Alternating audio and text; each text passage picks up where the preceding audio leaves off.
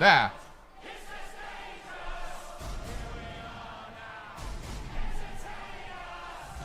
What's up, Ohana?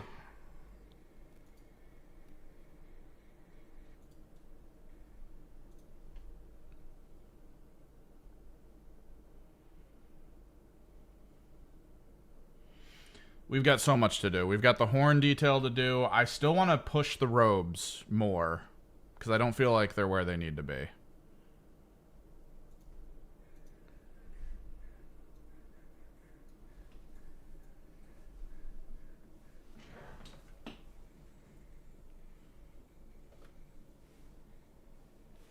Welcome in, everyone.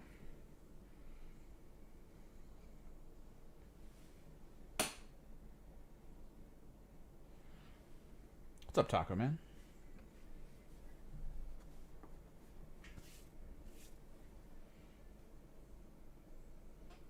Let me make sure I got everything out here that I want out here.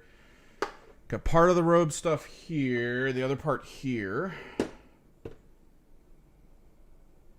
Where'd my lilac go? The speed paint. Because I do want to multi-tone the hair.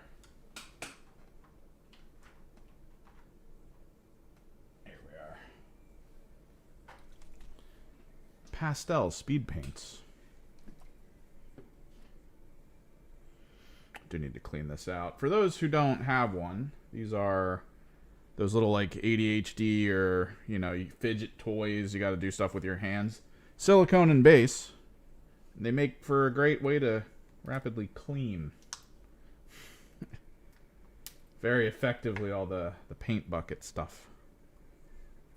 Highly suggest snagging these if you haven't yet.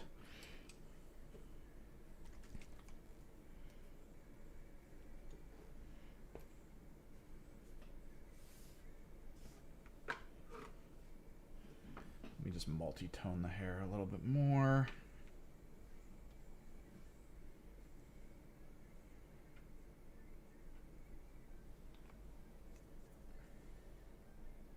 Oh, nice. How accidental was the oversleeping? Oh, Tomb World setup. Nice. Tomb World seems interesting.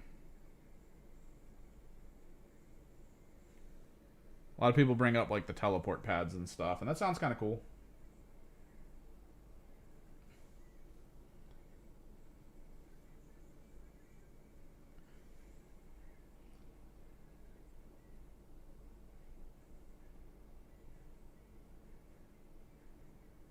Just get a little bit of purple in there. Just a little bit. I don't want it to kind of overflow and go into everything. It just needs little hits of purple. Got a game potentially Saturday. We'll find out. Because the store we were planning on going to is doing an event. Your phone died. So when I was in college, and I actually got to witness this in person, we were all like getting super burned out pretty hard. You know, we'd stay up till like 4 in the morning, try to get projects done. Like we were running, like most college kids, we were trying to run on like a couple hours of sleep, nothing more.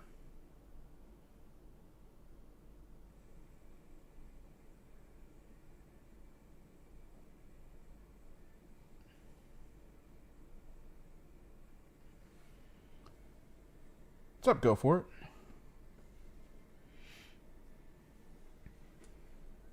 So in the top left of the screen, there is the Twitch chat.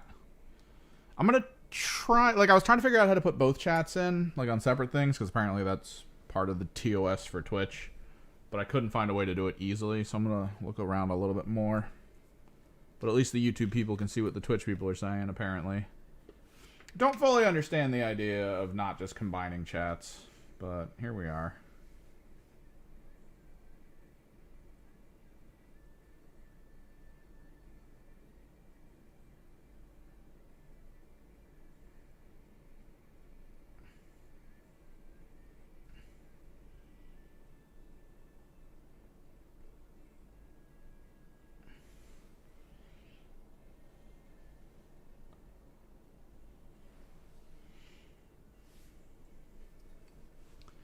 But depending on if I have a game this Saturday or not, I kind of want this one done. Because there's a chance I'm going to try to use my weird Mercurial list. And this is going to be my other Demon Prince. Poggers. Oh, thanks for the follow. Yeah, the teleport pads seem interesting, but it seems like one of those situations of the teams have access to stuff like that tend to be balanced around it to some degree. Like Raveners have their tunnels and stuff. So you feel like that's part of the team, but then you now add them to the game for everyone. And there's a little element of like, oh, this could be bad in some situations. Like, there's going to be some teams where going through a teleport pad is going to be one of the most powerful things you could have possibly done for that team. Like, giving them access to that level of tomfoolery could result in just a massive imbalance for the game.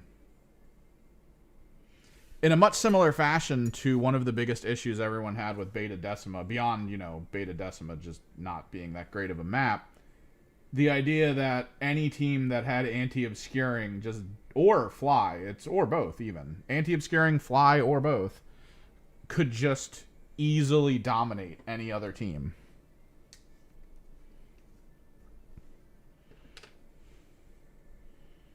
Until they, spent a bit of time trying to reword it. So it wasn't obscuring anymore. It was like a rule that kind of was obscuring.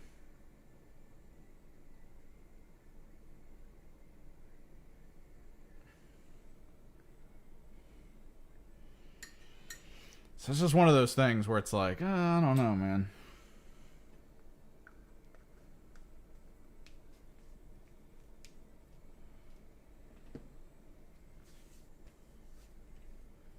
Okay. Couple correctives, and that's all fine.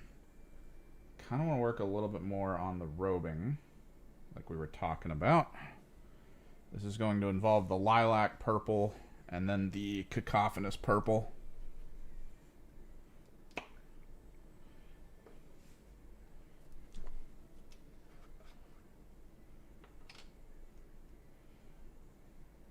Which we're going to need to go back and forth between pretty effectively.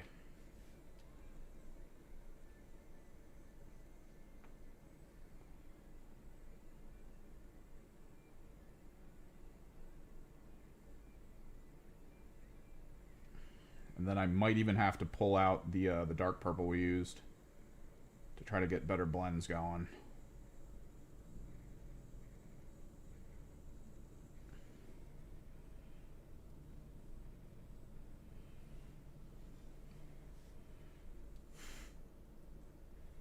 No problem, dude.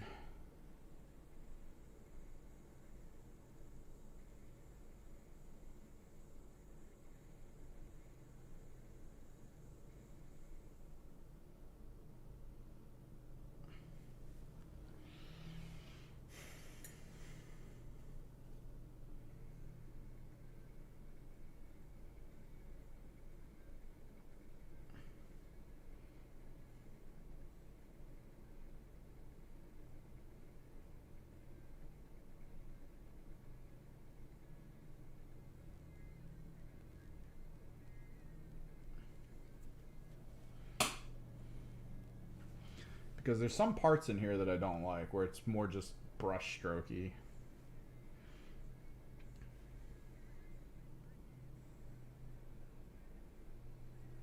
Might need to get a little bit more like Illustrator-esque on it. Get that cross-hatching going.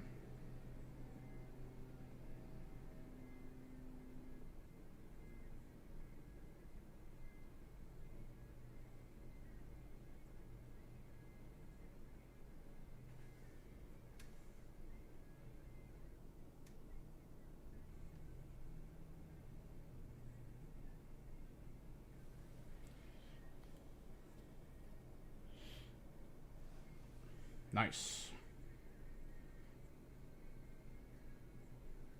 It's an interesting concept, the tabletop that guy, right? Like the in quotes that guy. You'd think people like that would start to understand that it's not the goal of a game to get to a place where no one else is going to play you, like at all. Like that's not exactly the victory moment I think you should probably aim for. It seems weird to hyper focus on like how can I act at these games to make everyone around me hate me kind of situation. Like it's brutal. And I don't exactly get it, but I mean, here we are.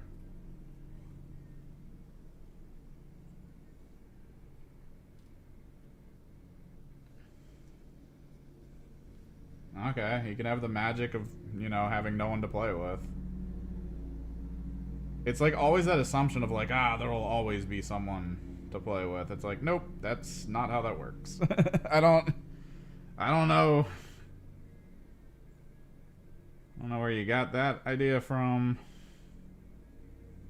But, eventually it's going to get very quiet.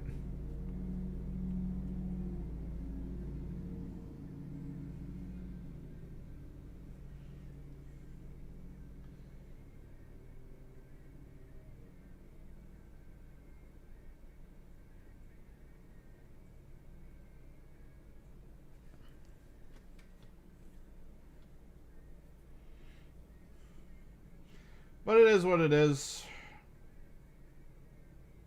Hopefully as you move forward you get into like the more interesting crowds.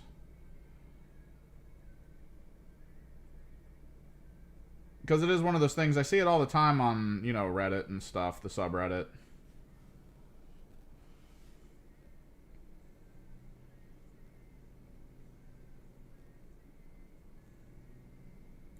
Where people seem like, they almost seem like they feel that those bad interactions are the norm. And it gets them down a lot. And I hope that just doesn't become the overall case.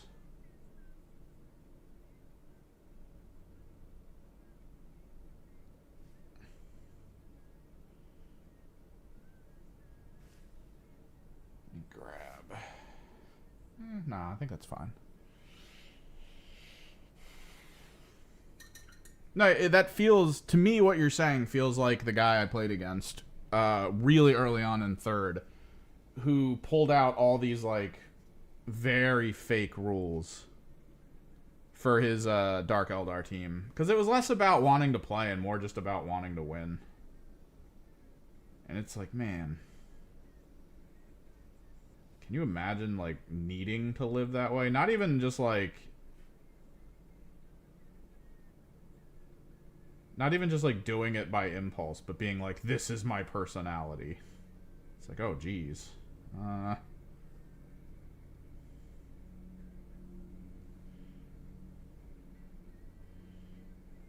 Didn't it... I feel like that actually became a thing recently at a tournament not that long ago. I think it was the last, like, big tournament that I watched.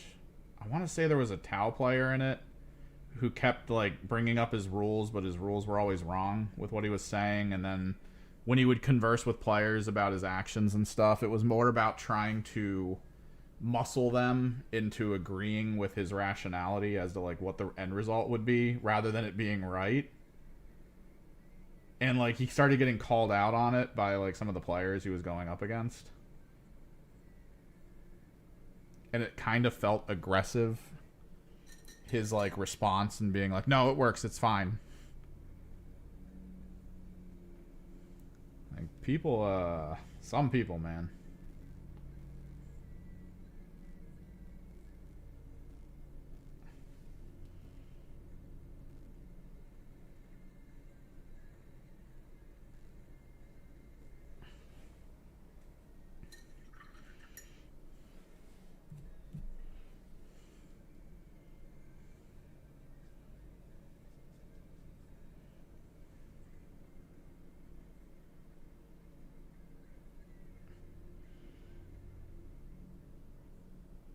Like, I've had people, when I play in tournaments, I've had people make mistakes against me, catch their mistake as they do it and go, "Ah, crap, can I undo that?" I just realized that's not how that works, and it'll cause me to like be out in the open and have issues. It's like, yeah, I'll let them do it. I mean, granted, there's probably a tier of play where it's like you probably shouldn't necessarily, but like, I feel like on average,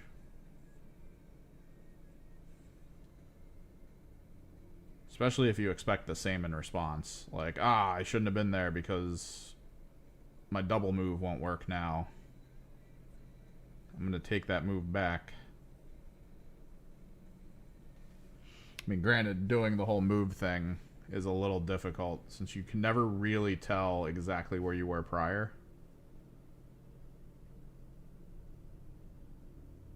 That's where it gets a little bit iffy as to whether or not you can take things back. That's more of, I guess, just an individual basis. Like, you need to sort of sort out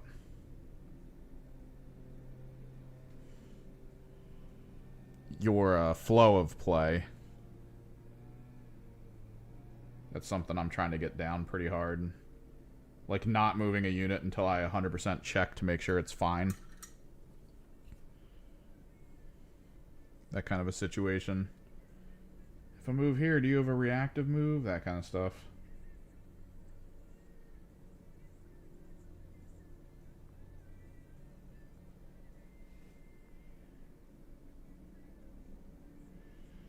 We're doing some on-model blending of color.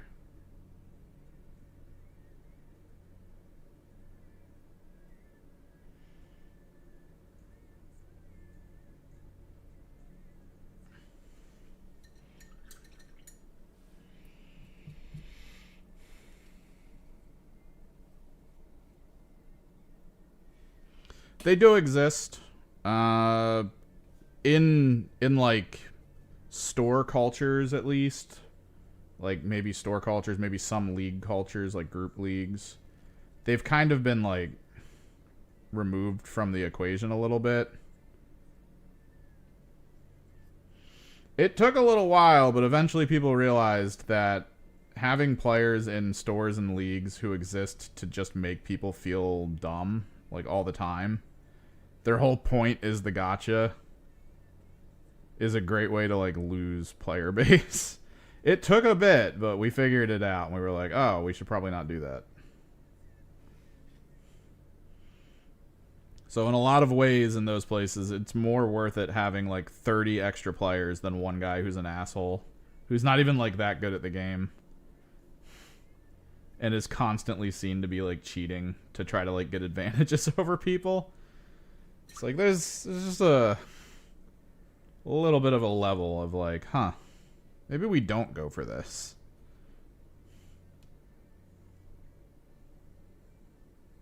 Maybe it is better to try something different.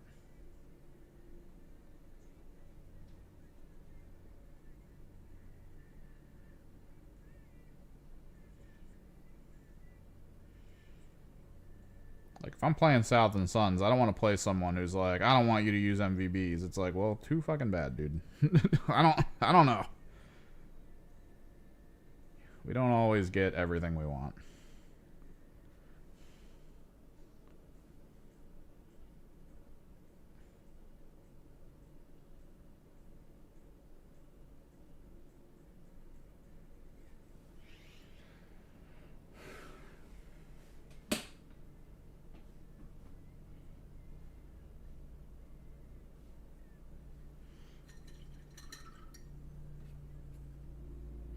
Yeah, I mean, that's...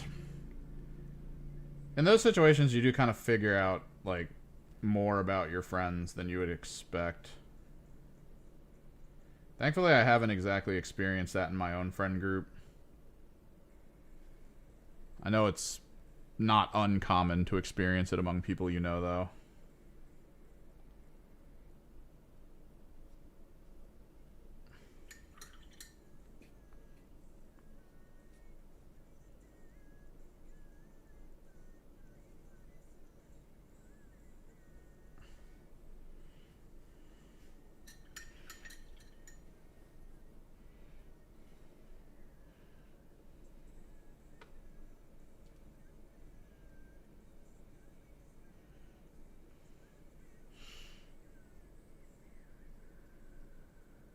So is there another group though near you that you do stuff with, or nah?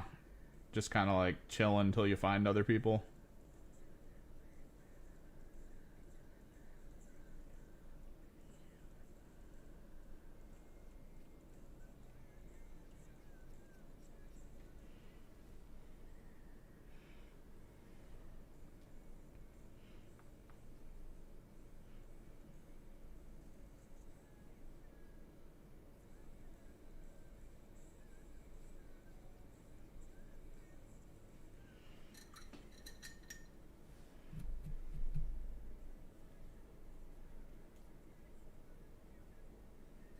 Yeah.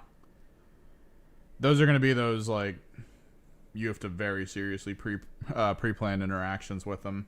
The trick will be finding whether or not some of those people in those groups live, like, 30 minutes from you instead.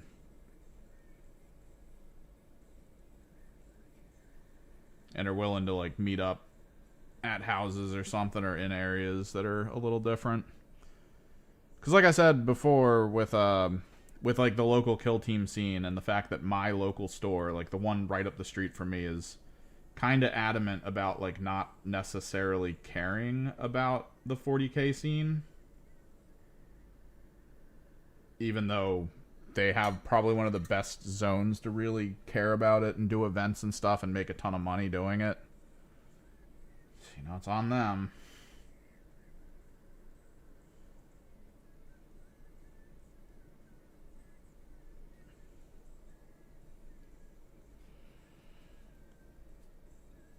We've been doing stuff there because they do have an open room, and even though they don't seem to like really be happy that we're going there, screw it. That's 5 minutes from here. It's the closest store I've got. I got a message from one of the stores about them having a sale, and this was when I was looking for the Raptors because I want to try to pre-build that Raptor squad before it lands. And I was like, oh, maybe they'll have it. Just like, I don't know.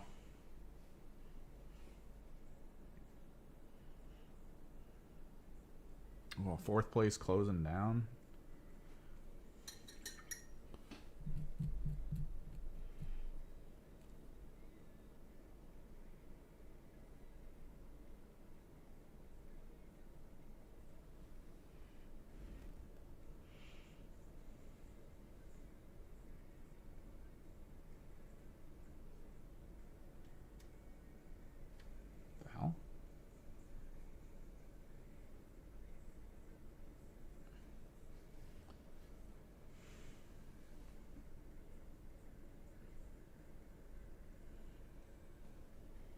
The one store near me that's the actual Warhammer store is doing a AOS Monsters event. And I'm realizing all the monsters I would want to use are for the Slaves to Darkness, and I don't have that codex.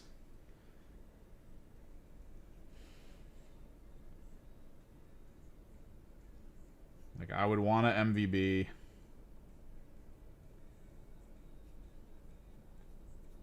Or Archeon, and that's all Slaves to Darkness.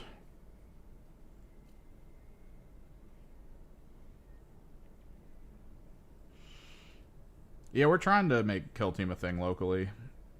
All the places are half hour, though. Like, there's one half hour to the north that has a very active community that I'm finding out about, and I just joined their Discord. My key issue is I don't see anyone in the Discords talking about, like, if they're showing up or not. Because they're trying to make it like a specific day. Like they're just like Wednesdays or our days kind of situation. And I'm like, all right, that's cool. I'll see if I can get out there on Wednesday. That's great. But then Wednesday comes and no one in the Discord says anything about showing up. And then maybe on like Thursday morning, someone posts a battle report of like the 2 people that showed up. And I'm just like, oh no. Oh no.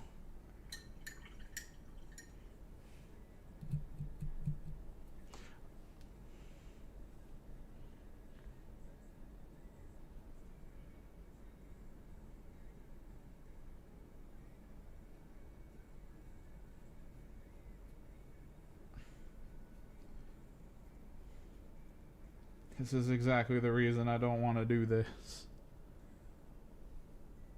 if I got to drive out there at 6 p.m. and it takes, usually because of traffic at 6 p.m., like 40 minutes for me to get there, and then no one else shows up, I'm going to be very mad. Like, I can only do that one or two times before I'm just like, I don't know if I'm going to come anymore.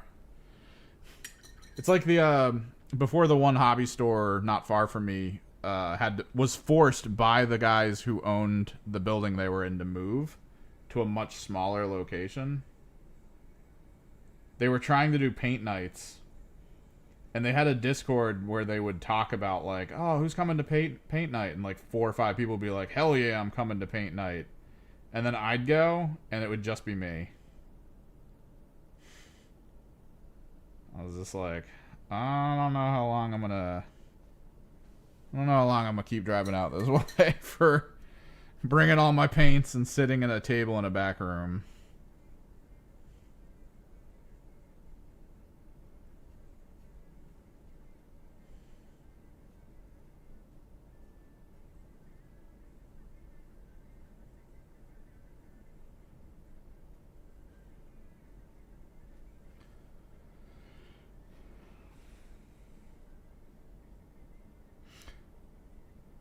The official Warhammer shops, the actual ones, they tend to.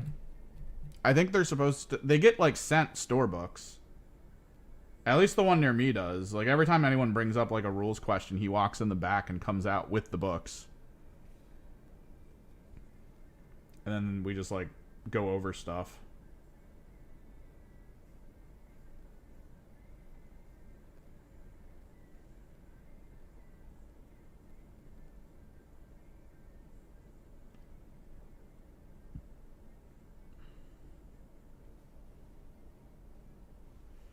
I wonder, the Hedonites, did they get a book yet?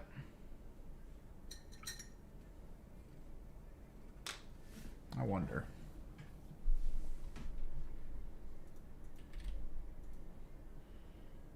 Because I wonder if I can quickly put together the other base, the actual Dexeza base. Like this is the actual base that they're supposed to be on.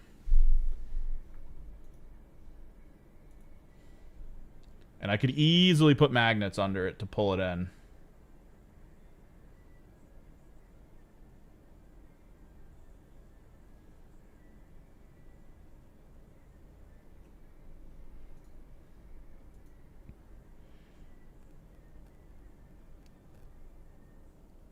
There's got to be a community thing. I mean, not necessarily, though, for you, dude, but like... Probably do you know if there's times at some of those other locations where people play that like 40k players show up? And then like maybe there's a way to ask them about if there's like a Facebook group or a Discord or something. Daughters of Keen, Stormcast, Hedonites, there we are. Dexeza. Oh, she is a monster. What am I looking at? 12-inch move. 10 health. That's not good. Save 5 up. Also not good. If any enemy models were slain by this unit's combat attacks this turn, heal D3, then place a Battle Fury token next to it. Add 1 to the attack characteristic of the unit impaling talons and each Battle Fury token it has until the end of the next turn. Not really great. This unit can use charge abilities even if it used a retreat ability. In addition, no mortal damage is inflicted on this unit by retreat abilities. Not great. While a friendly Sinessa is on the... That's not going to matter. I'm only going to have the 1 unit. If this unit has charge this turn, pick up to D3 other friendly non-hero... That doesn't help me either. Man, all the monsters I have are just like not good. Or I don't own the codex for them.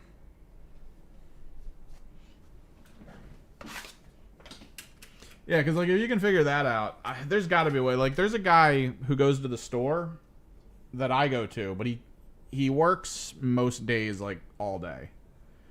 So on the Discord, he'll usually post like, "Hey guys, I'm around for a nighttime game if anyone's interested." And he has a place for him to play in his own house. Like, he's got a table set up, mini fridge next to it. It's pretty cool.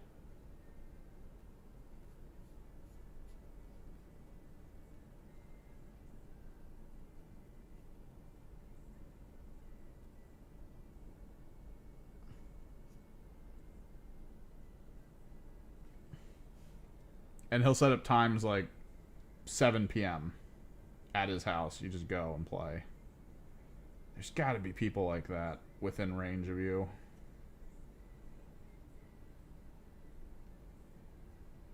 In theory, that's kind of what a lot of game stores, including Games Workshop, wants. They want most of their players to like move from the store to a house and play out of like people's basements and stuff. It's always a risk as a Games Workshop or any game store to have players like hanging out at the store all the time. I've told the story a few times of when our store was getting into AOS and one of our players was like at a different store looking for models for the Bone Reapers, and he was getting the models together. Like, he was picking them up off the shelf because the store's pretty good. Like, this Dexessa is was like 105, which is like 3 price raises because no one bought it since the store purchased it. They just left it on the shelf.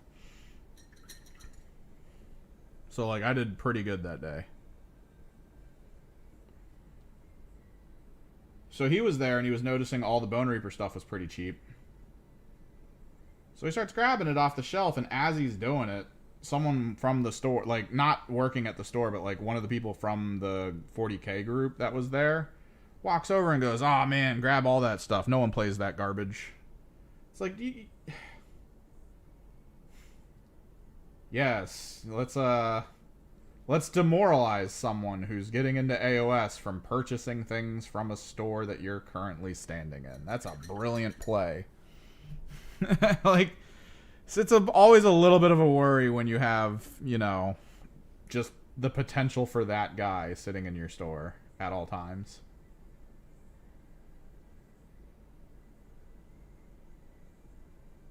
For anything, really. Not even just, like, tabletop strategy stuff. If you have a person who's like, "That's a dumb card game," it's like, oh man, please don't do that. Wet on wet blending.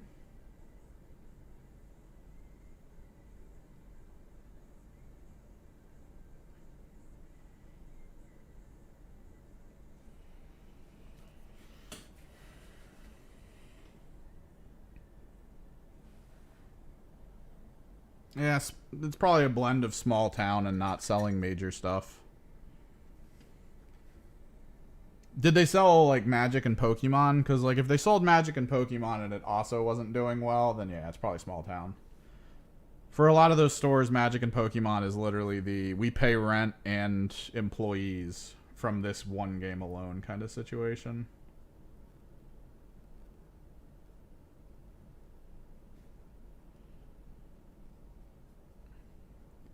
Like, down the road from me, there's a card-specific game store. I saw it, and it said it was a game store, so I got excited. I was like, yo, new game store in the area, let's go. But then I looked into it, and it's pretty much exclusively card games. The major titles only. They don't bring in, like, you know, testy games, the ones that are just like, oh, this is kind of a fun game to play. It's never going to have a big, like, tournament event, but, you know, it's enjoyable. They don't do that. They also actually fund a small team that travels around the East Coast and plays in tournaments. So, it does well enough for themselves. It's just...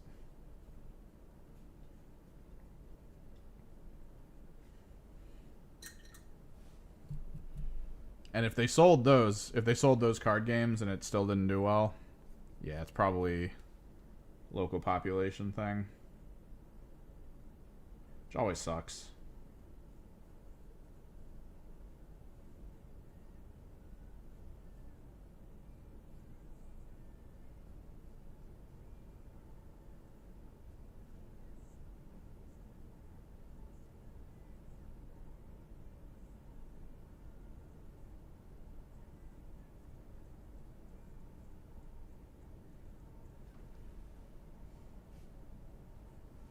a little bit smoother, which is what I wanted.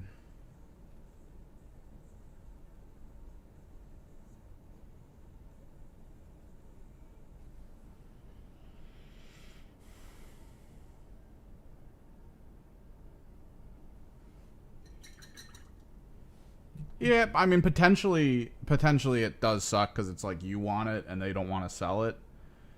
But there's also the shot that they've asked people locally. Like, you gotta always assume, well, I don't know if it's worth to assume this, but a lot of the times with, like, game stores, they at least try to see what a decent portion of the local populace wants. Like, that's the key to making those stores survive, really. Is knowing, like, oh, we have a very big, bolt action local community. And then they play up for the bolt action people. And if they asked around and were like, who wants Games Workshop stuff? And then, like, no one said anything until you. Then that's kind of that situation of, like, do we get it for one person? Because I think Games Workshop usually has at least some level of demand. Of being like, you need to order this much.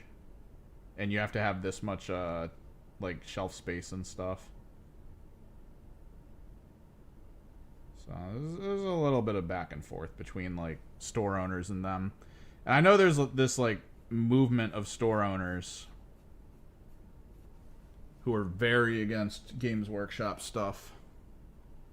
Who, like, did it. They did try the Games Workshop stuff and then bailed on it. Because it felt like they were being, forgotten or forced to do things they didn't want to do.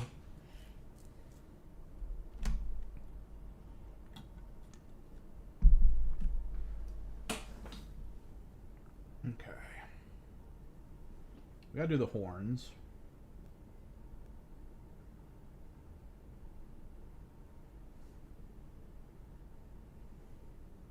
Let me try to smooth this out down here, though.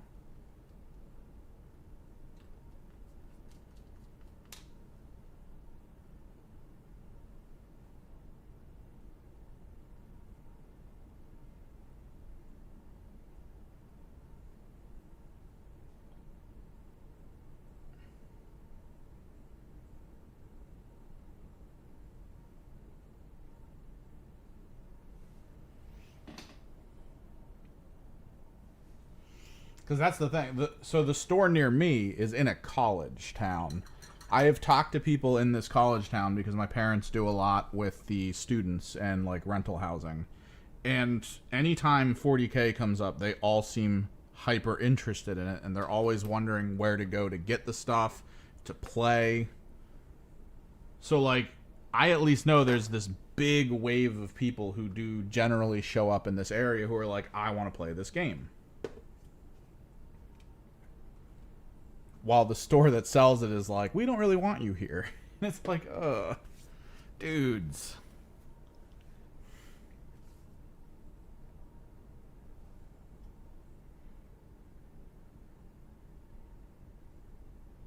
Alright, so we're going to do phthalo blue over the black.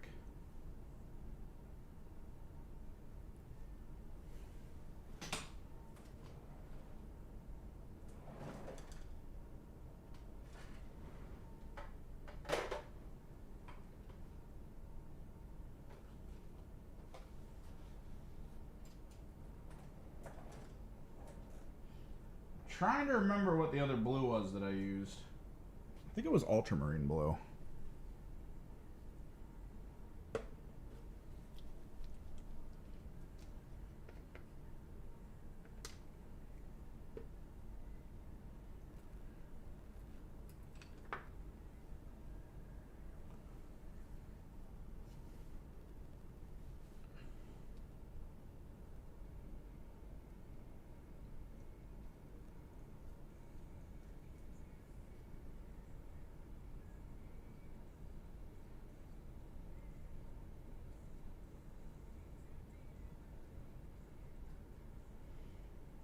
I do like blue-based black type stuff where it's, it's dark, but it's kind of blue. It's always my preference.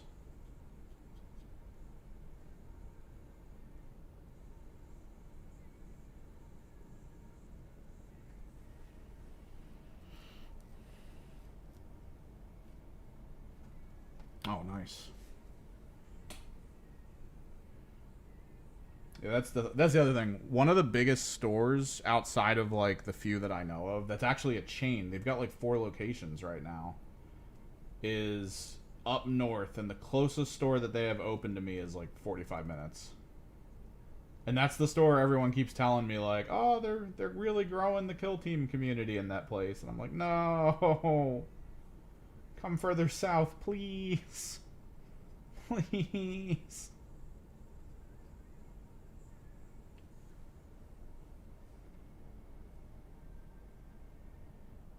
Oh, nice. Got to look into bolt action probably. I keep hearing bolt action's like the better one. Depending on community, I know some of the others that are starting to go by the wayside. I think it's like Flames of War or something. There was a big one that everyone really liked until they started to not enjoy the community around it. Because again, it was one of those games where if you wanted to do an event, your army needed to be fully painted to spec of historical accuracy. Like, for those who don't know, I mean, Games Workshop has their own demands, of course, for specific events, for like a level of paint that you need to have on stuff. Clear that blue off a little bit. Might need to just hit it with actually white.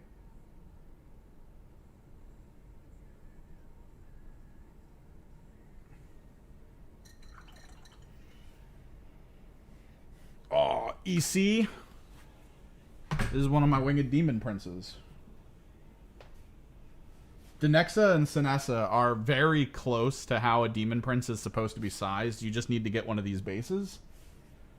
IMO, if I win another tournament at that store that I won Kill Team at, I might get the other one they have. That way I can have Dexessa, Sinessa, and then my Sigvald with wings. And I can run a triple demon prince list. Well, let me grab something. Give me a second.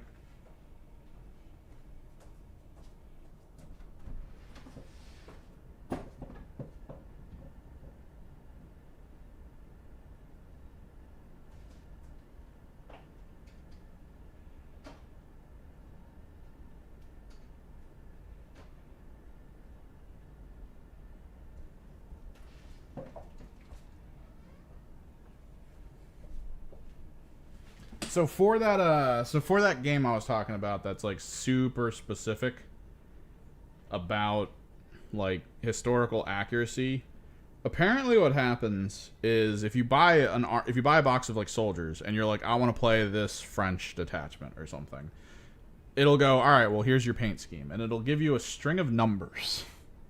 I think it's either those or that. So like Vallejo Model Air is actually, or Vallejo just paint in general, has those numbers like on their bottles specifically because of stuff like that. Because the game's like, it has to be 71007. So like you have to apply this olive green to those soldiers to be able to play in events. That's how crazy it was.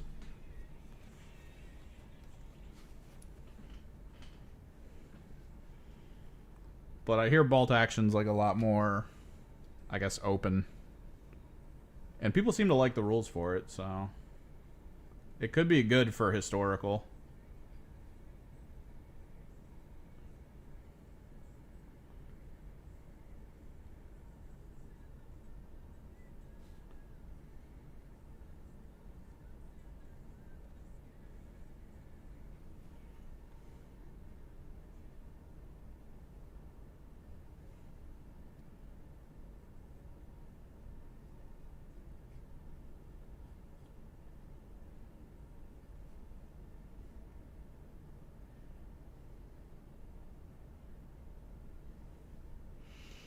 Yeah, because they're cool. They were starting to take over around the time War Machine was becoming a thing, like back in the day. I think around 5th edition for 40k.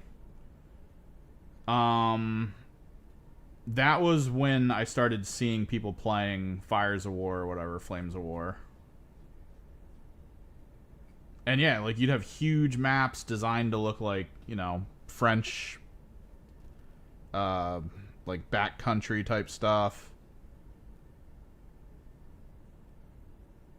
And just these giant regiments of soldiers just rushing across the field. It's pretty cool. I mean, it had a little bit of those like weird vibes to it of just like people who they really wish we were still back then and they were experiencing it firsthand, and it's like that's an awkward thing to think about. I don't know.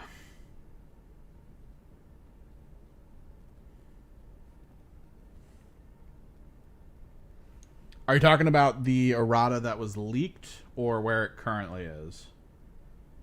We can actually take a look at that real quick. I know a lot of people might come in here because of Kill Team, because of the... That's kind of what my channel has been focusing on for a while. I didn't quite look at the Warp Coven one. Although I did see, like, wounds changes. I think the Sorcerers have all more wounds now. It's not the leader that gets it anymore.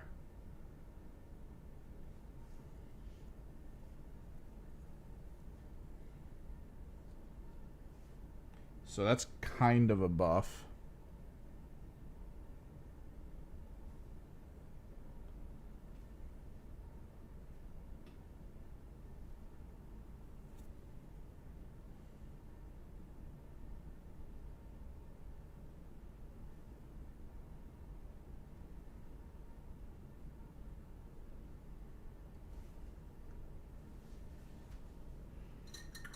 There should be. I think there's at least a couple skirmish classic games. The best part about skirmish scale at like individual alternating turn moves is, dude, you can make that game last all day. Just talk a lot, step away for a minute, you know, between rounds or whatever. Get something to eat, chill, go over stuff. It's fine. Yeah, they went super elite, right? Let me pull it up, because I posted it on our Discord. Guard action work when the operative must spend an AP to perform 2 shoot actions.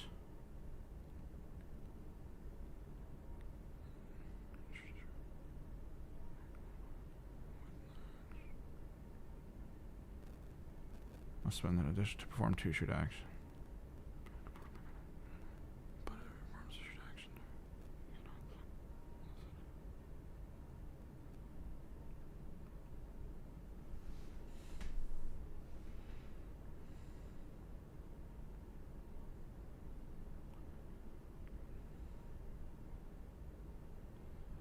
Can perform the guard action for 1 AP as normal, but if he performs the shoot action during the interrupt, you cannot select the relevant weapon unless it had an AP.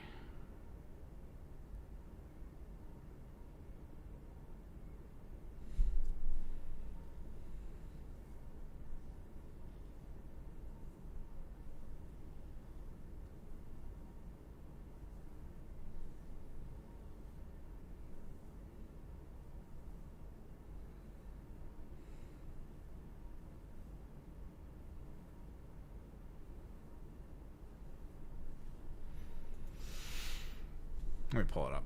I need to look at it, what we're writing in chat in a second.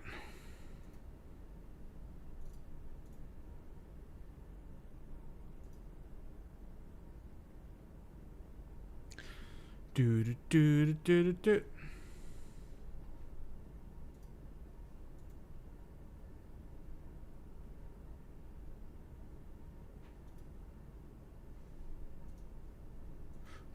Full screen. And studio mode. Right monitor. Fade.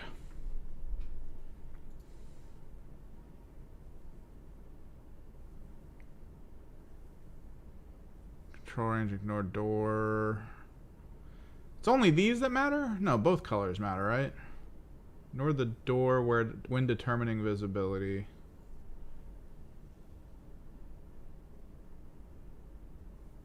Ladders are insignificant and exposed.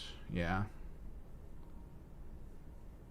Once per action, whenever an operative is climbing the terrain feature. So once per action, treat the vertical distance as 1 if the ladder is within that operative's control range during the entire climb. Continues climbing other terrain. This was, they got rid of all that. Okay.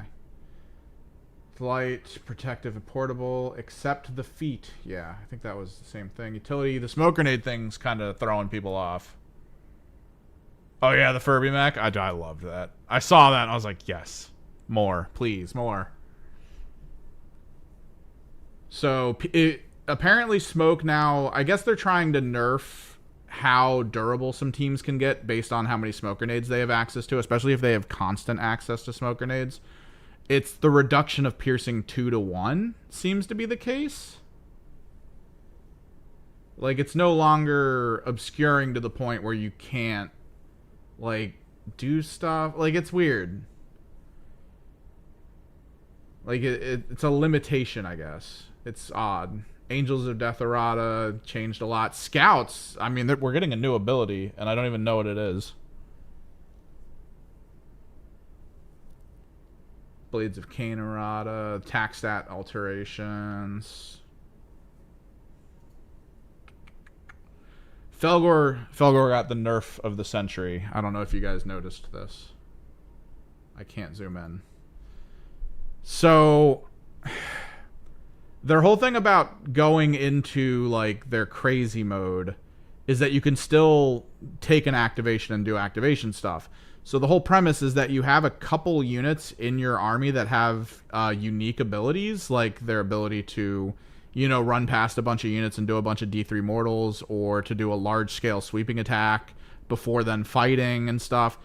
And that was really where their power came from, is sending in, like, the Vandal to AoE, fight something, get it close to dead, and then be in a situation where it goes Fury, like it berserks, and then you just get to the next round where you have access to it. And then you go again and you do his big sweeping attack again, and then go in for the fight again.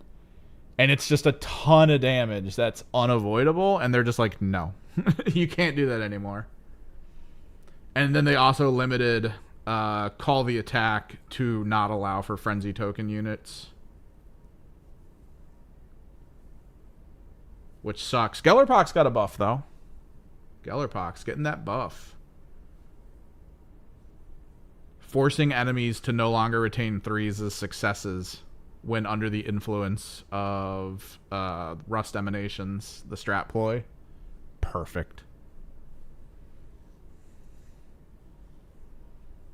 Perfect into elites. Everything else is kind of not so great. Although, what was Rust Emanation? Let me look it up. This might actually be a nerf. I never looked up the stuff on side of it while I was looking at it, which I really should. Gellerpox. Strat ploy, Rust Emanations.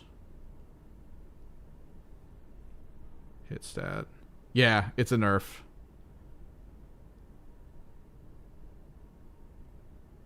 It's straight up a nerf. It's only good into elites, but everyone else it's a nerf. Which I guess is kind of fine, because I mean, if you're rushing into a guy who has like 5 up to hit, you shouldn't be like, haha, you're 6 up to hit now. I mean, you're already in a bad situation. But yeah, this is anti-elite.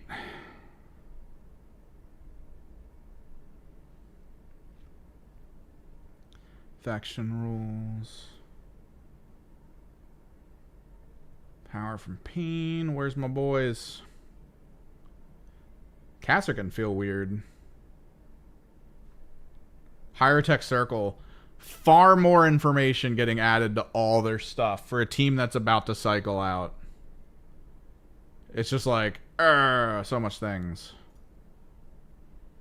Commandos losing some stuff, gaining some stuff.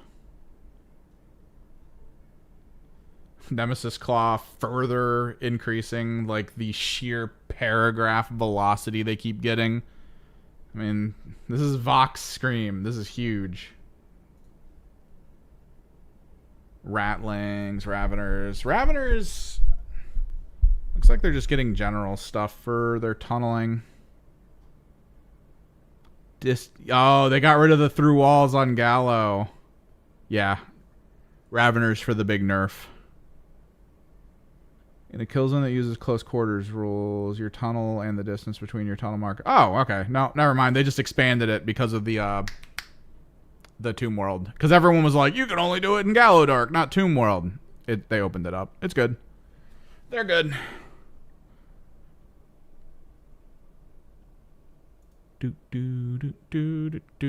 Scout Squad. A strategic ploy added that no one knows what it does. Good. Void Dancer Troop. 4/6 lead player. Is this a nerf? Are they nerfing yet again the Void Dancers?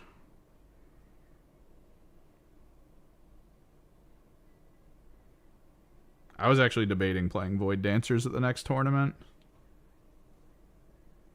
At the beginning, they did it way more than they should have. Normally, they do it every quarter. But, like, they did, at the beginning, they did a big one at the quarter and then, like, 1 or 2 small ones in between. Because there was a lot of adjustments they needed to make with the new rules pretty quickly to try to even things out. So, like, it feels like a lot, but half the time you get an update where there's, like, 6 things they change and, like, none of it matters. Like, most of it's just wording that's like, by the way, common sense. And you're like, oh, okay. So this is for the Blade. Ooh, Blade got a buff. Oh, sort of. It loses severe, but it has a way higher spike potential. And no attacks. Wait. No attack dice are retained. What is this for? Harlequin Panoply. When an operative is shooting a friendly Void Dancer troop and no attack dice are retained as critical success, worsen the X of the piercing weapon roll by 1. Uh-oh. Oh, no. They don't have invulnerables anymore. Wait. I didn't see Mandrakes in here, and Mandrakes have the same exact rule that Harlequins have. JK... LM. No Mandrakes. So Harlequins and Mandrakes had this rule, the anti-piercing rule. They're nerfing the Harlequin variant to make it so that so long as crits don't occur, piercing won't happen. Which that sucks for their armor save.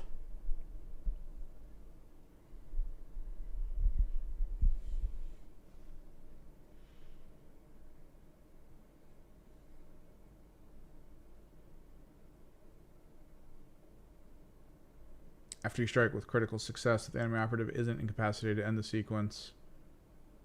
Oh, this doesn't let you do the free fallback if you kill the target. Which, yeah, that's kind of a nerf. And, yeah, the Shadow Seer's Seek Grenade, Seek Light now. So sad, man. So sad. Team selection. Here we are. Let me pull up the Warp Coven. Because I haven't played them in a while. So 5 operatives from the following list, which would mean like 1 sorcerer and 8. Zangor, which... Because they're not increasing the power of Zangor, which kind of sucks for lowering them to 8. Relevant part of the first paragraph. You must select at least 1 friendly sorcerer operative to be your leader. Oh, you must select at least 1 friendly sorcerer, so you have to have a sorcerer.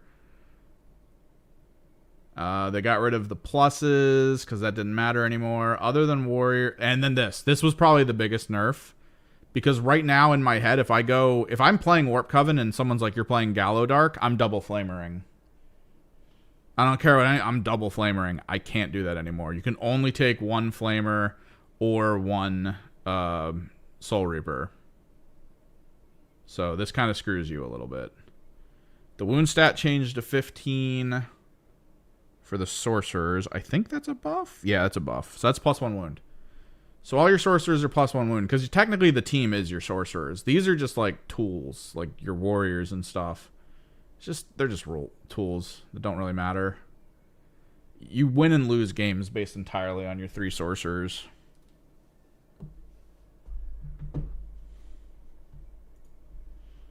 Yeah. It's kind of a lateral move. It was interesting because a little while ago I was talking about how I feel like they're trying to make a lot of the elite teams 5-man instead of 6. The assumption is that there's going to be 2 variants of the Raptor team. One where you take the Chaos Lord, where it's a 5-man team, and then one where you take the Champion, where it's a 6-man team. So it's kind of a little bit of a shift. Let me take a quick look at the Discord rules chat.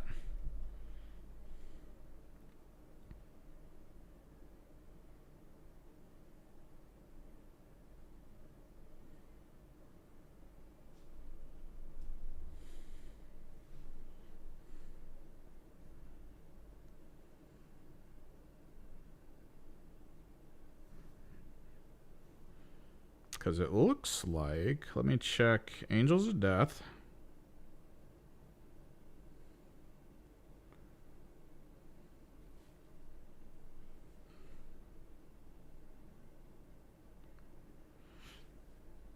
For the people who occasionally play Warframe in chat, I got into it with the new update. It's okay. Not super impressive. The new map is like really weird.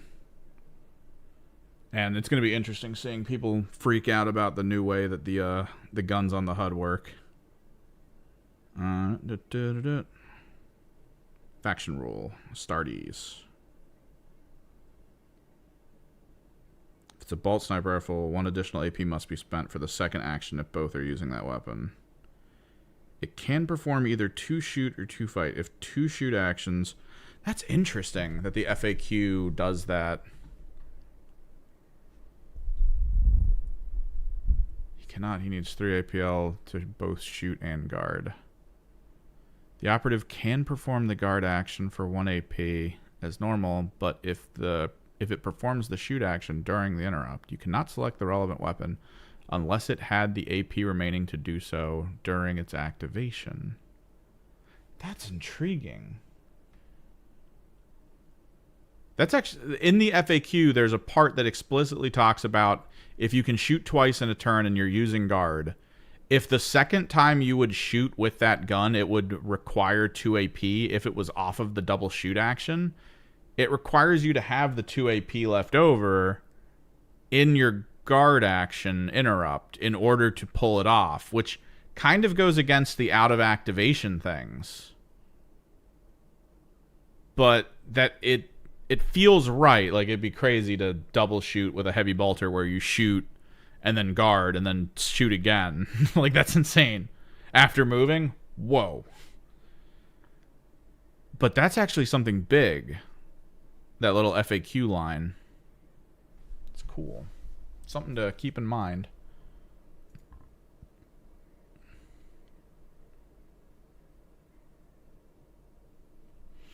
So it's Thursday, and the Discord that I have that's called Tabletop Thursdays, that is explicitly about playing Kill Team on Thursday at the store.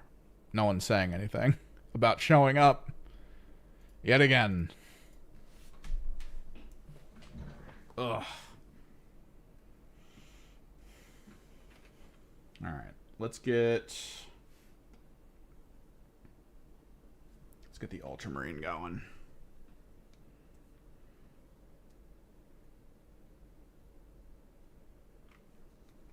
I feel like that's too light.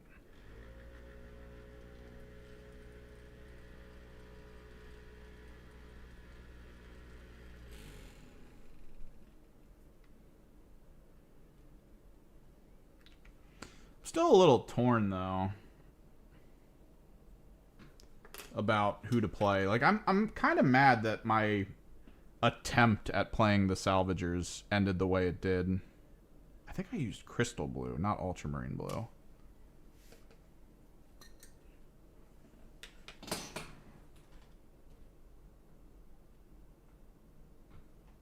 Maybe Deep Blue? No, Deep Blue looks close to this.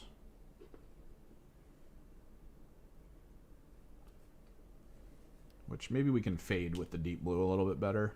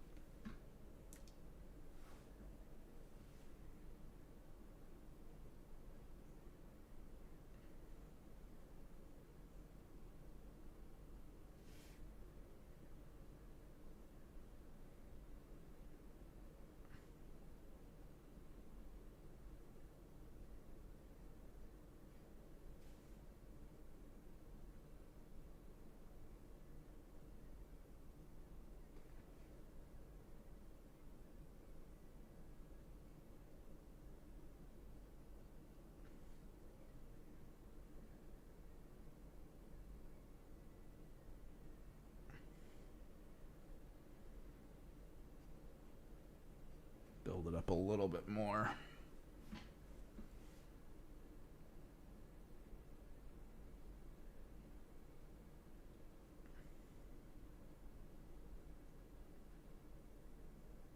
This is a pretty cool model. I'm super happy with it. I was expecting it to have way more parts. Like, way more stuff going on. Way more, like, little components. And don't get me wrong, it's got a lot of little components. The fact that this back fin is 3 parts, not only in the fleshy bit, but also the jewelry that goes across it, 3 parts as well.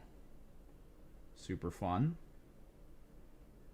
Oh, I know what we need to do. Hang on. I completely forgot we were going to be doing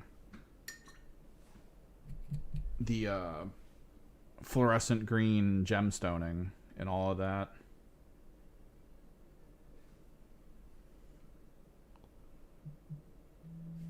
Phone call.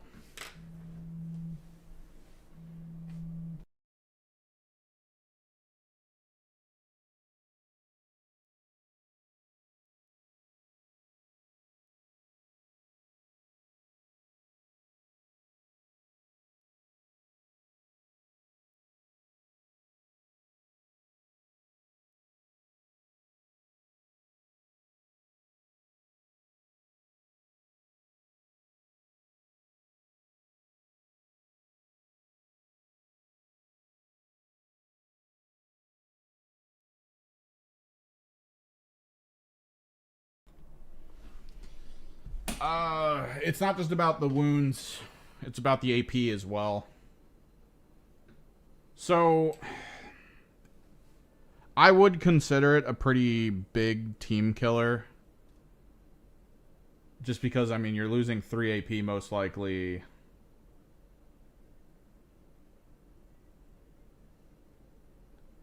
Like, consider that based on the team, it's either 3 AP or it's 4 AP if you decide to utilize that one slot for just your Zangors. I mean, this is the leak for what's supposed to be coming out soon, but like not quite, which means it could still be adjusted. It's a little weird that it's this whole PDF though. That kind of throws me off. Is that it's straight up just like, here's the whole ass PDF.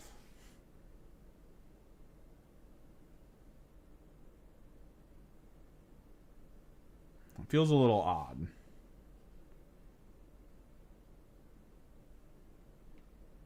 Because they could make adjustments still.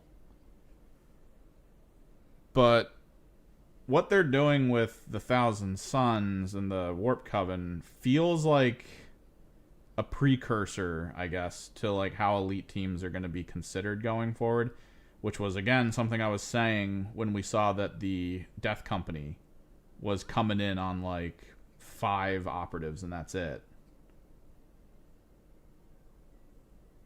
I thought that that's what was going to be happening, is we were going to start seeing like a hyper elite unit in elite teams leading to 5-man units.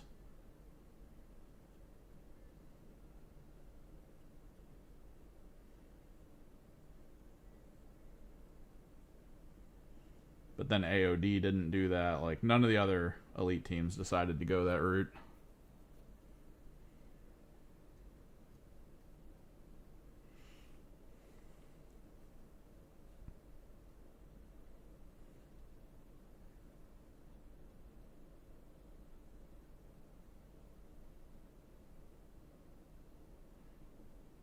Because it would be one thing if they were like, you're down to a 5-man operative team, but it's 5-man operative and 1 pair of Zangor. Like, you have to take a pair of Zangor kind of situation. But I don't know.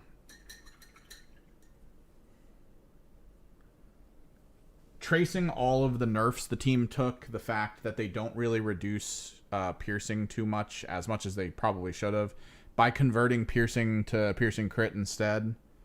Their armor being reduced again because they were at a 2+ save into a lot of stuff. Like, the fact that that's all gone and now they're getting a team reduction, Unless, so you're not seeing all of the stuff again in this FAQ, which means I'm not seeing the lists of all the other stuff that changed about the Warp Coven. So there's a chance maybe that they're planning on getting rid of one or two things where they're like, all right, it's a 5-man team, but the rubrics are anti-pierce, like, properly. Like, they will reduce pierce by 1. Or, like, oh, we're going back to the 2+ save for rubrics. Because then you have, on average, 3 sorcerers, 2 rubrics, and the 2 rubrics are 2+ saves. And, like, not that great for getting stuff done because of how they work.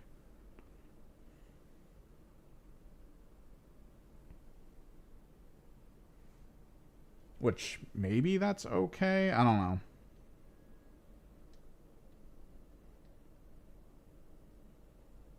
It's so weird to think of Warp Coven as, like, the canary in the mine for whether or not the balance is okay.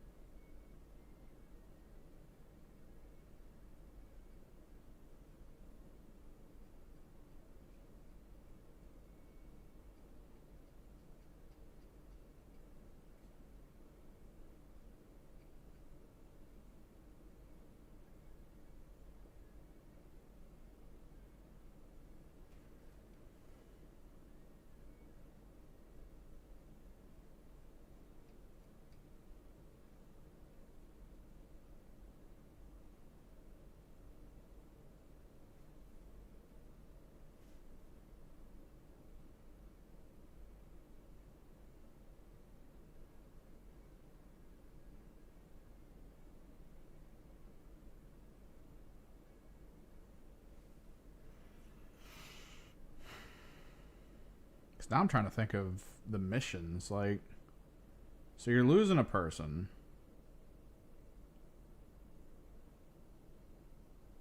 We kind of have to view this in the context of the current mission setups.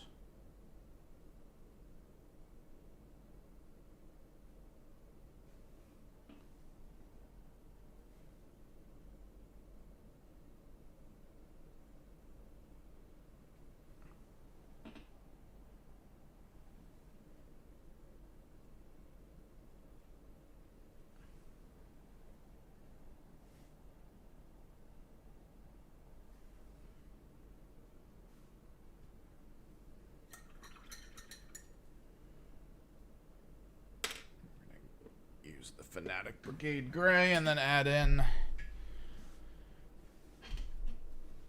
the fluorescent green.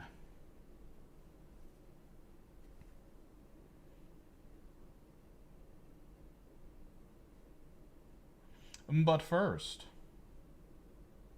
faction rules, no. Operatives, no. Supplementary. Recon and security. They're recon because, of course, the Zangors, and then security because, of course, elite heavy armor.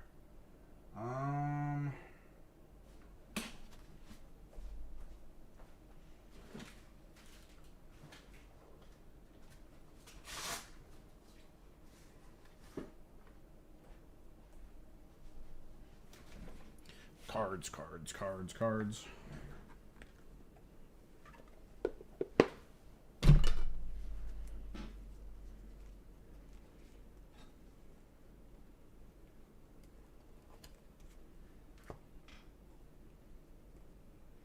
So you're down 3 AP and you're down a bunch of wounds.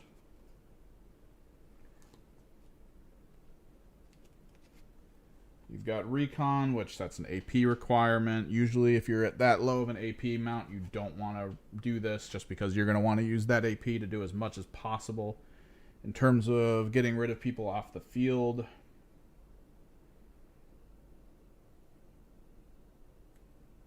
Scout enemy movement, similar fashion.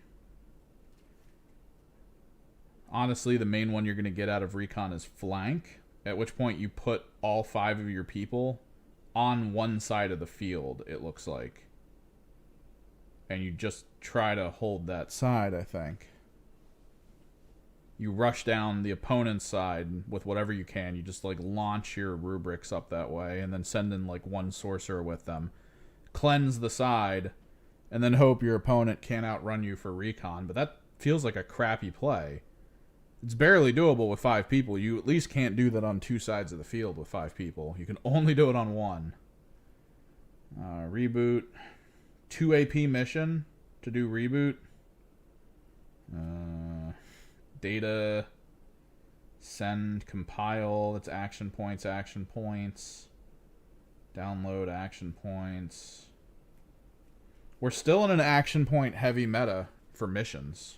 So 3 AP down, that's not great.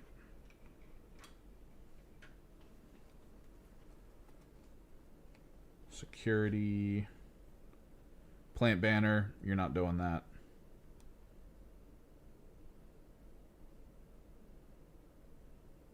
When a friendly operative is incapacitated while contesting an objective marker, it gains a martyr token. You're not doing martyrs. Like 100% you're not doing martyrs.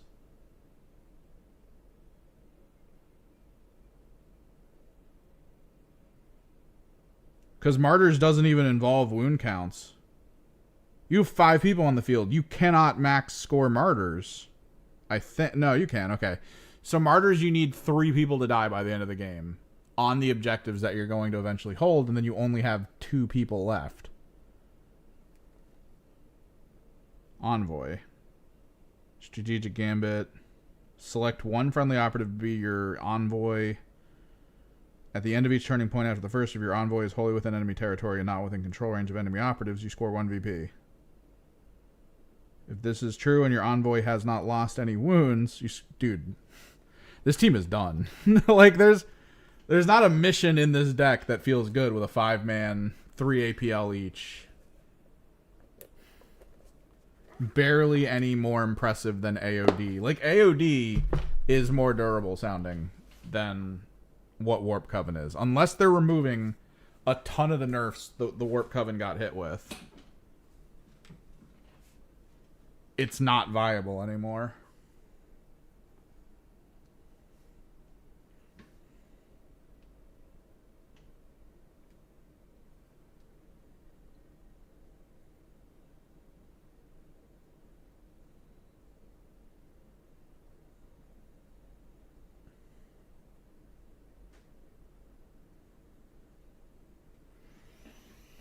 Well, that sucks.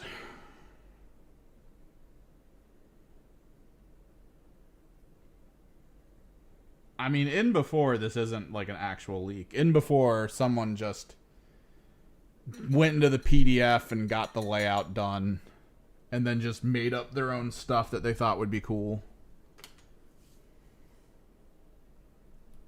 But it is most likely, you know, actually what's going to happen here in a little bit. It's not good.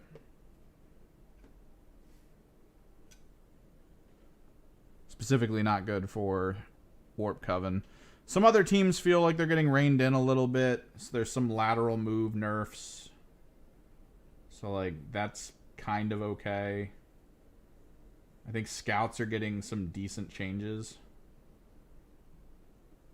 So that's pretty cool.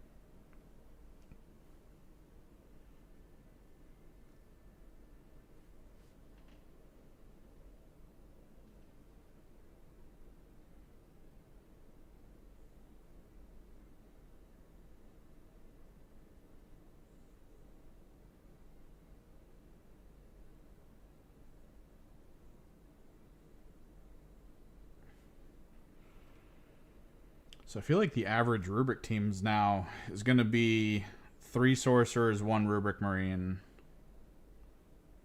and 2 Zangor.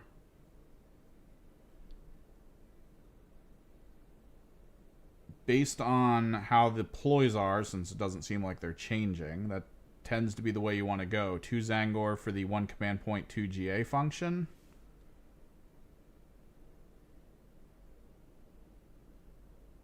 It does give them a little more emphasis on counteracts, right? 5-man team playing into, let's say, like a 10-man team or like an 8-man team. That's 3 counteracts, which isn't the worst.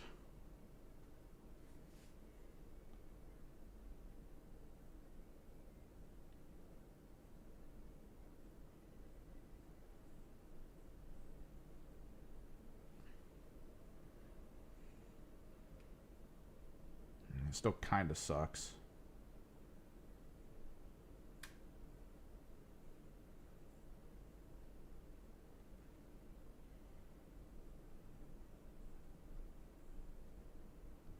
Although, didn't they have a command point function that let them do a 2 action point worth of things in a counteract? Were they the ones that had that?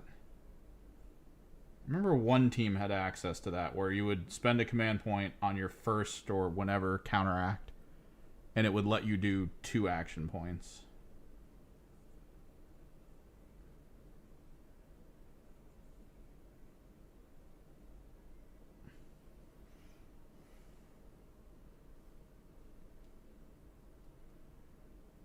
Which is pretty brutal.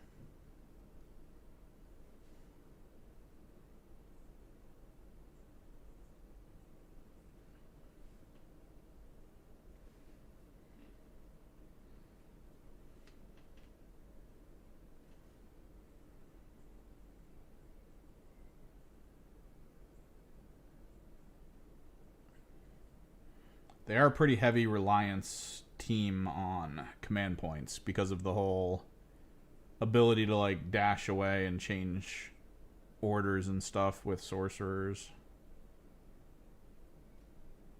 Which I thought that got nerfed too. God, they just keep getting beaten down, man.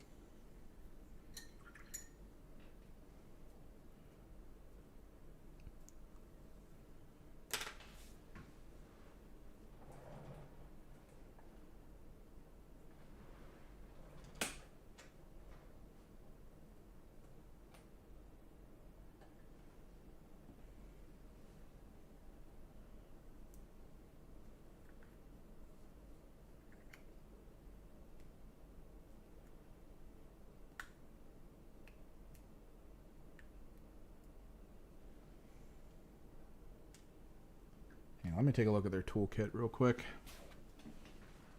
Now my brain's churning.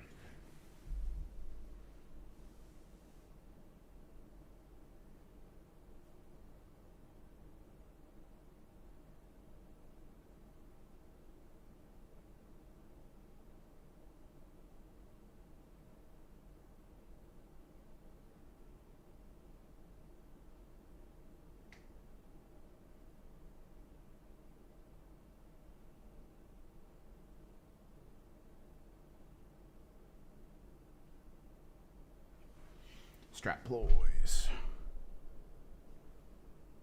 Weapons with piercing 1. That's the conversion. Roll 1 2d6. That's the preempt. Balanced weapon roll. That's the double, I think. No, this gives accurate 1 to Zangors that I think charge. Not great there. All is dust. Attack dice inflicts 1 damage instead. Only against normal, though.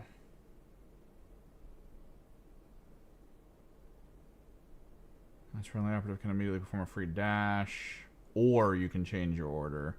Still okay with capricious. I missed the day of dash and.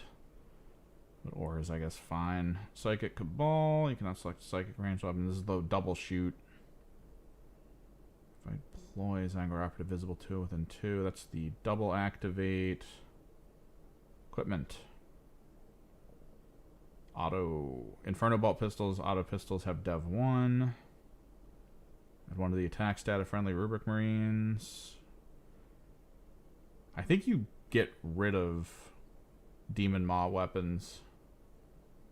Because if you're only going to have like 1 or 2 rubrics, you don't need it anymore. You can use this rule. Attack dice inflicts normal damage instead. Arcane Robes, probably a must take. Sorcerer's Scrolls, not so great. They're not the ones that get the 2 AP for a counteract. That sucks. What's up, Bershi?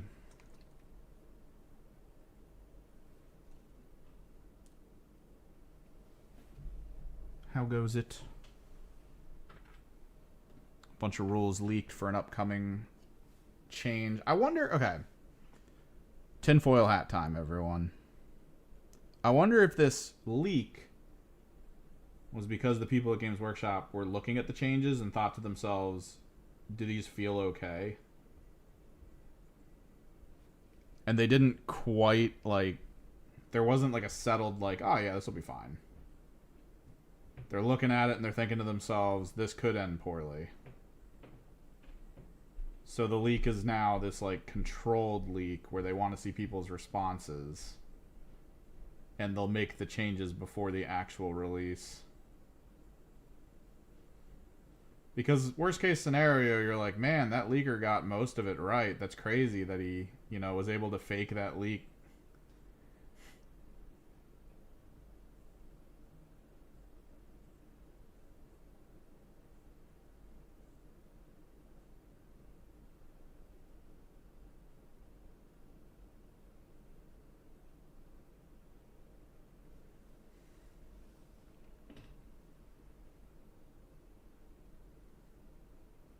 Pretty good. We're on the last details for this.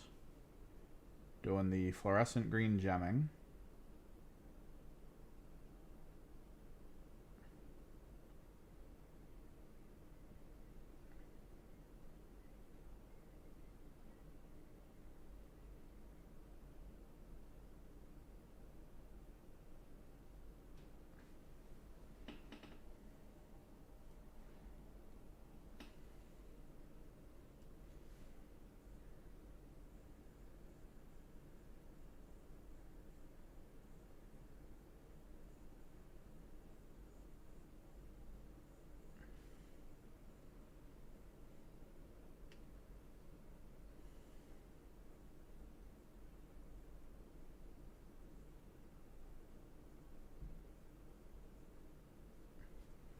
Who doesn't love fluorescent green?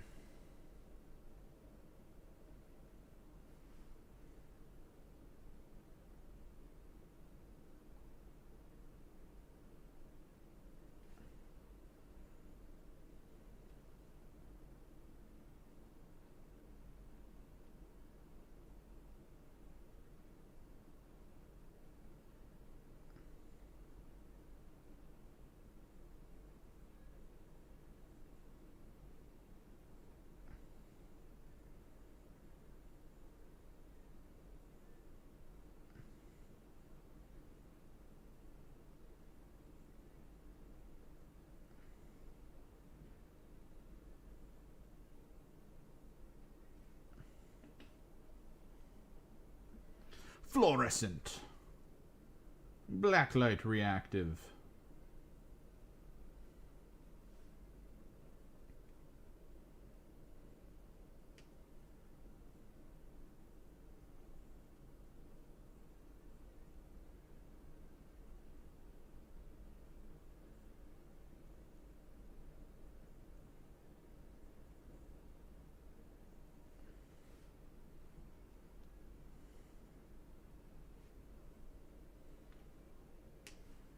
Oh, I forgot to do the horns on the knees.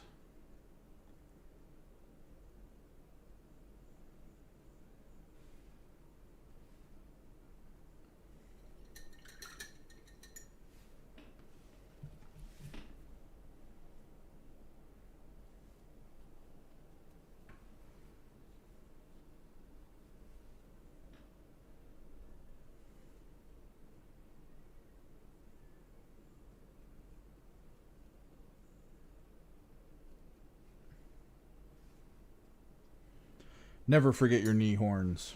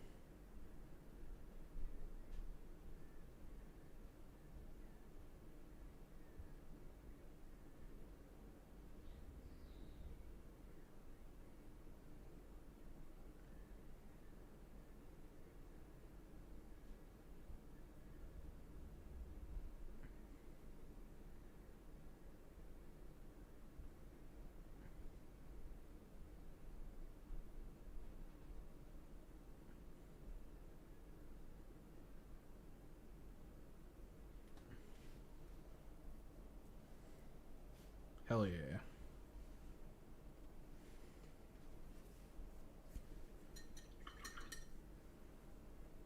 Alright, let me see. Do I got the pink? Yes, I do.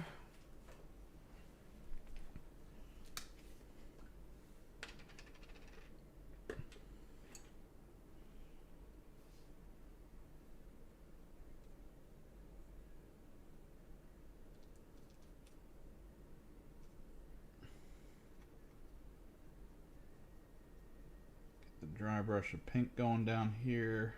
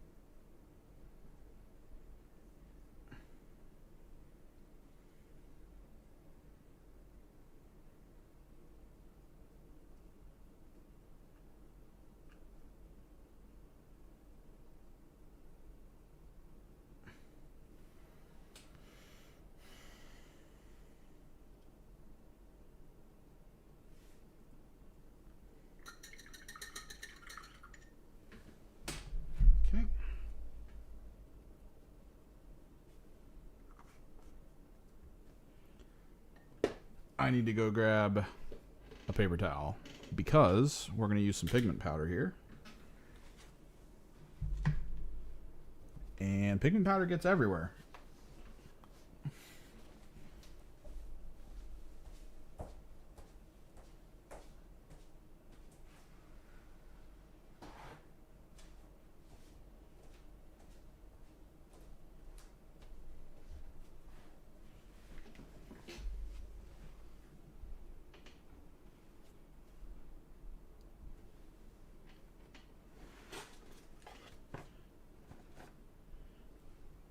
That's red, pink, and blue.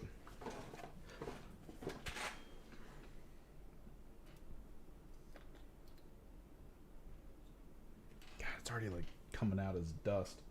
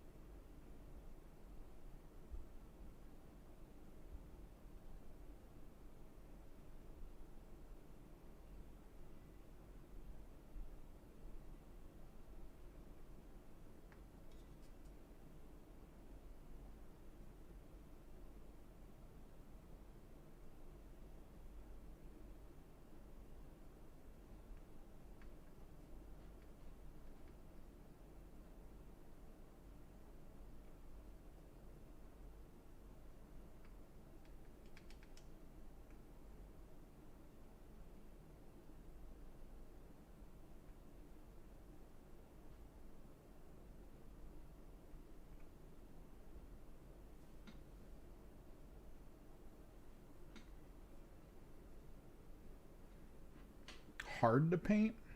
I mean, anything can be hard to paint. It just depends on your process.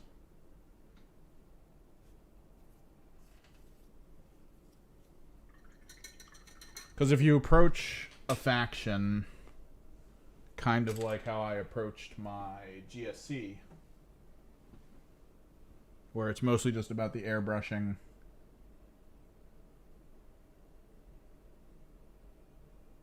then like that's not hard. And you can do this with everything. You can do this with all factions. But if I were to say, how would probably the ones that would provide the most challenge to people who wish to seek that challenge would actually probably be the Knights factions, just because if you're seeking challenge, the way a lot of people paint Knights involves, sort of basing the shoulder pads and then actually, like, fully painting sort of, like, church-based or just crazy murals on the shoulder pads. Like, that could be, like, top tier, right? That could be one of the hardest things you'll ever paint. Just because you'll have a bunch of really big mechs and you're just like, let me put a mural on its legs. Let me put a mural on its shoulders. Let me put... And it just gets bad. Like, you can go really far with that.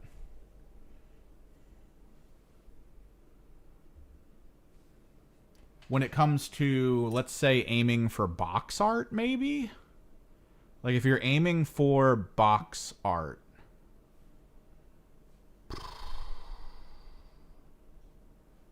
I think the factions that would probably hit hardest, they'd have to be a horde team with a lot of detail. So you're looking at things like orcs, where there's like skin tones, shirts, pants, patchwork, ammo belts, pouches, special things they're carrying.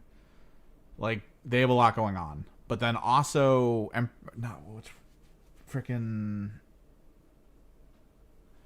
I'd probably lean into Astra Militarum for the same reasons.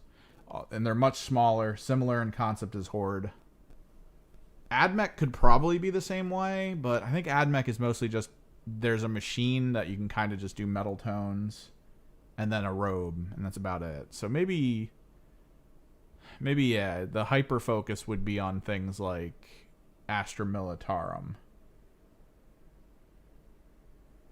And that's if you're like getting serious. If you're trying to nail like perfect look, perfect colors, those would be up there. Because on average, I mean, Space Marines, it's not hard.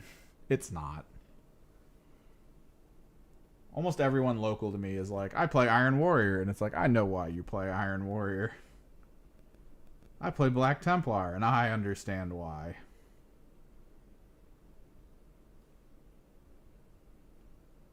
It's just, it's very clear.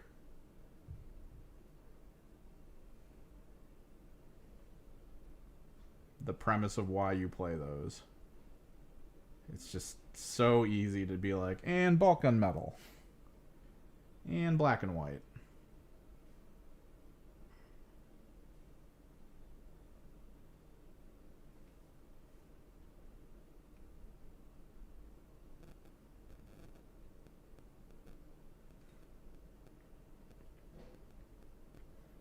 That's not to say you can't get crazy with things like Space Marines.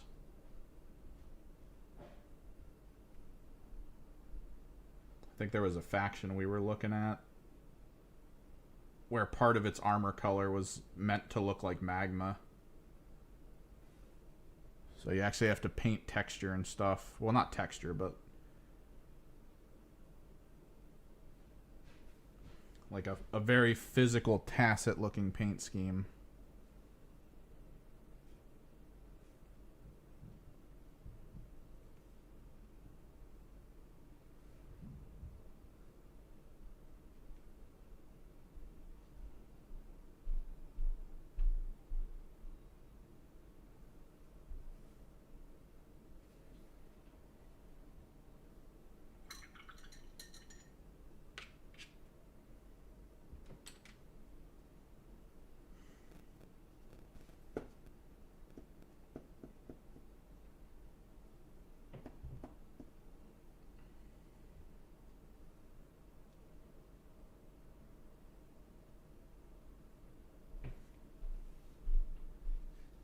I know a lot of people point to Thousand Suns as like the difficult faction to paint just because of all the trim. But that's because everyone's kind of dead set on the idea that if you're going to paint trim, you're going to paint the model and then you'll paint the trim. Whereas my approach to Thousand Suns is always to do the entire model gold or whatever the trim color is going to be, and then do the panels, which feels so much easier, just because the methodology of fixing that stuff is a little bit better. Like when you're applying trim over top of panels you just painted, what's going to end up happening is you're going to accidentally touch the panel, and then you have to have a brush on hand immediately to like drop the brush you have, pick it up. The brush you need on the side is a little bit damp, and then you got to pull the metal off by like brushing into the panel to get rid of it. Whereas the inverse of accidentally touching the trim while painting the panel, I've taken my finger and just been like, yeah, and just pulled it off and been fine. It's not a big issue.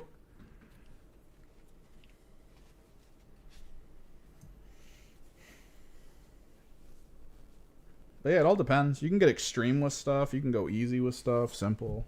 Doesn't really matter. End of the day, as long as you like what you're putting on the table and it kind of looks cool next to all the other stuff you put on the table, it's perfectly fine. Now let's black ring this because I think we're pretty much done with her.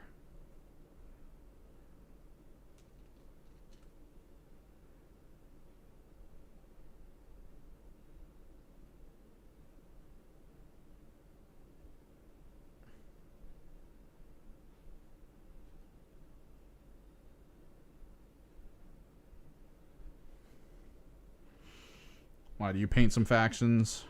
Do you have one in mind that you're like, oh, I'd never want to paint that? Is it GSC? GSC as a faction is one that I hate gluing together. More than anything else, GSC is misery to put together. Just because part of that faction does come from the Necromunda line. So you have the problem of like Necromunda model issues in the form of 40k models, where all the models will have like really tiny parts that you have to glue on in certain areas.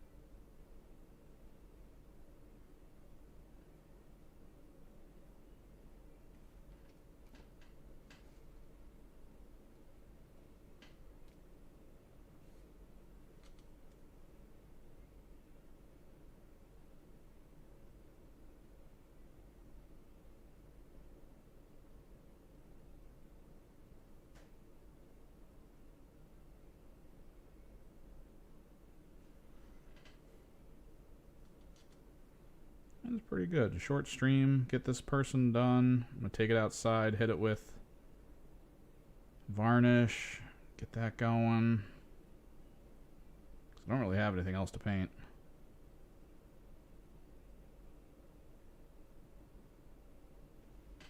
Bam.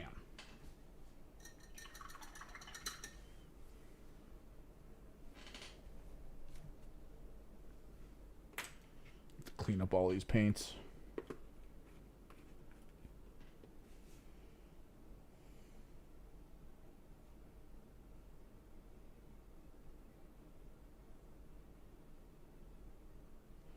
Dexessa, but converted to be a demon prince. For my Emperor's Children in particular. What's up, Vern? Let me go grab my other conversion.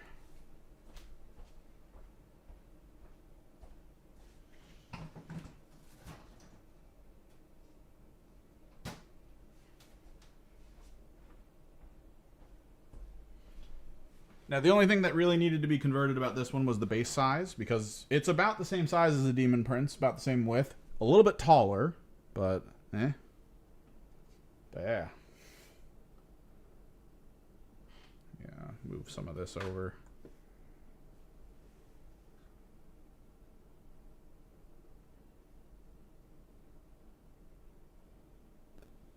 Hell yeah.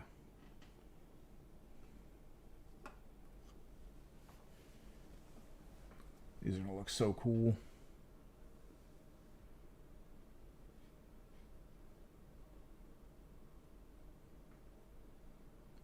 And if I can win one more game and get the Sinessessa model, just do the exact same thing with it. Maybe different colored robes. Or Sinessa.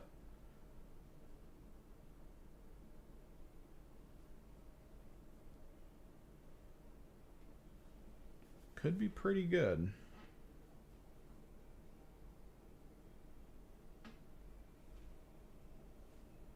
Reassess this.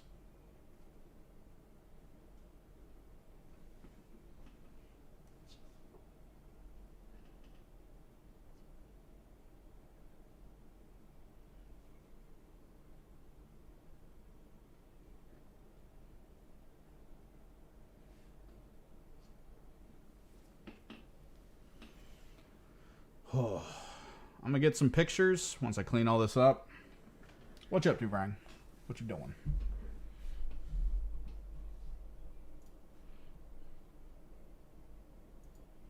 What are people doing over in the Discord? Let's take a look.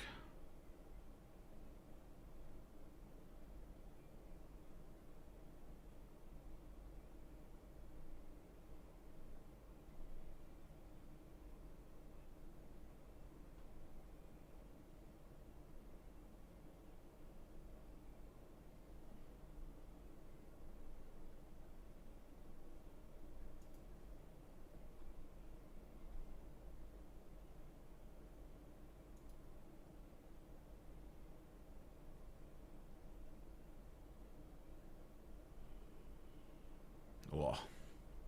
Yeah, I gotta get moving, gotta clean up. Good chilling though. Short stream, which is good. I definitely needed this thing to be done a little bit quick. Hopefully I can start working on videos again. I know I keep saying that. Still feeling a bit of the burnout.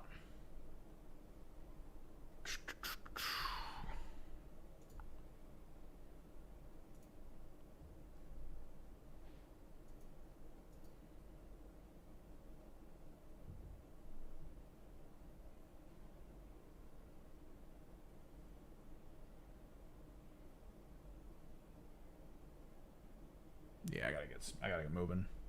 Probably play some Warframe here in a little bit too later. Get back into that. But yeah, till next time, guys. Later.